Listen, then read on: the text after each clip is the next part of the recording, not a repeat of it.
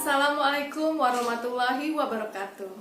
Saya Siti Fatimah ISH, calon guru penggerak Angkatan 2 dari SMP Negeri 25 Kota Jambi, akan memaparkan pemikiran filosofis Ki Hajar Dewantara.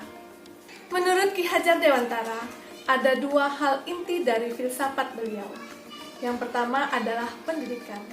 Pendidikan adalah tuntunan di dalam hidup tumbuhnya anak-anak. Adapun maksudnya pendidikan adalah menuntun segala kekuatan kodrat yang ada pada anak-anak, agar mereka sebagai manusia dan sebagai masyarakat dapatlah mencapai keselamatan dan kebahagiaan yang setinggi-tingginya. Namun, semua itu tidak terlepas dari aspek kebudayaan. Kebudayaan berarti mengusahakan untuk mendapatkan kemajuan hidup. Inti dari kebudayaan adalah manusia. Pendidikan dan kebudayaan merupakan satu kesatuan. Tidak ada kebudayaan tanpa pendidikan. Yang kedua adalah perubahan. Setiap anak memiliki keunikannya masing-masing. Ibarat orang sedang mencari sumber mata air.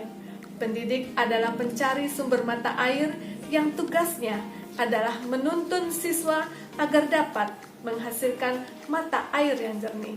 Namun, pendidik harus memperhatikan tempat di mana dia akan mencari sumber mata air tersebut dan mengetahui manfaat apa yang akan dihasilkan dari sumber mata air tersebut tanpa harus merusak lingkungan yang ada di sekitarnya. Sumber mata air tersebut berbeda-beda. Ada yang terbatas jumlahnya, seperti dari sumur, dan ada yang berlimpah, seperti dari danau, sungai, dan laut. Esensinya adalah, akankah sumber mata air yang digali tersebut memiliki nilai-nilai kemanusiaan? Akankah sumber mata air yang digali akan mengakibatkan perubahan dan dampak yang baik bagi orang di sekitarnya? Menurut pemikiran Ki Hajar Dewantara, ada 3 kerangka perubahan terhadap transformasi pendidikan. Yang pertama adalah kodrat keadaan. Kodrat keadaan terbagi 2, yaitu kodrat alam dan kodrat zaman. Kodrat alam terkait dengan tempat peserta didik itu berada, baik dari kultur budaya maupun kondisi alam geografisnya. Seperti orang yang mencari sumber mata air tadi, berbeda kondisi alamnya, maka akan berbeda pula sumber mata air yang didapat. Bahkan kemungkinan ada tempat di mana memang sumber mata air tersebut tidak bisa ditemukan. Orang di daerah dataran rendah mungkin akan lebih mudah memperoleh sumber mata air. Tetapi orang yang berada di daerah dataran tinggi atau gurun akan lebih sulit menemukannya. Jadi, inilah kodrat alam yang membentuk kultur kebudayaan masyarakat yang berbeda sesuai dengan kondisi geografis daerahnya masing-masing. Sedangkan kodrat zaman adalah perubahan dari waktu ke waktu.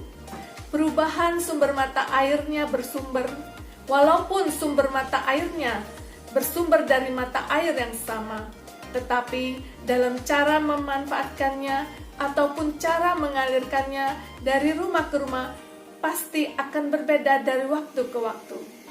Walaupun sumber mata airnya bersumber dari mata air yang sama, tetapi dalam cara memanfaatkannya ataupun cara mengalirkannya dari rumah ke rumah pasti akan berbeda dari waktu ke waktu. Kalau dulu orang menggunakan bambu untuk mengalirkan air tersebut, tetapi sesuai dengan perkembangan zaman, orang sudah menggunakan pipa-pipa yang kuat dan tahan lama dengan menggunakan mesin. Dan sumber mata air yang sama tersebut bahkan dapat dipergunakan untuk keperluan yang lain. Masing-masing zaman mempunyai tantangannya tersendiri. Sekarang ini tantangan kita adalah bagaimana memanfaatkan kecanggihan penemuan alat dan mesin dan dengan teknologi yang luar biasa tersebut tanpa harus merusak alam sekitar. Yang kedua adalah prinsip perubahan. Dengan memperhatikan azas trikon yang merupakan usaha pembinaan kebudayaan nasional, yaitu kontinuitas, konvergensi, dan konversi. Kontinuitas adalah usaha yang kita lakukan dalam membina kebudayaan secara terus-menerus dari zaman penjajahan sampai zaman kemerdekaan. Dengan kata lain, walaupun perkembangan zaman semakin canggih dan maju, tetapi kita harus terus-menerus mempertahankan jati diri, kebudayaan, dan karakter bangsa kita. Konvergensi maksudnya secara bersama-sama membangun karakter bangsa tanpa harus mengorbankan jati diri, kebudayaan, dan karakter bangsa. Dengan pendidikan, kita harus dapat memilah segala peradaban dan budaya asing yang masuk ke negara kita. Konsentris adalah bahwa dalam mengembangkan kebudayaan, kita tidak boleh kaku. Kita harus terbuka. Siswa kita harus mengenal terlebih dahulu budaya di tempat asalnya untuk memperkuat rasa nasionalismenya. Kemudian baru kita perkenalkan dengan budaya luar agar mereka dapat memperluas wawasan dan dapat berpikir kritis dan selektif dalam menyaring kebudayaan yang baru mereka peroleh tersebut. Yang ketiga adalah terjadinya perubahan budi pekerti, yaitu cipta, pikiran, rasa, perasaan, karsa, kemauan, dan pekerti, tenaga. Semua itu dapat diawali dari lingkungan keluarga.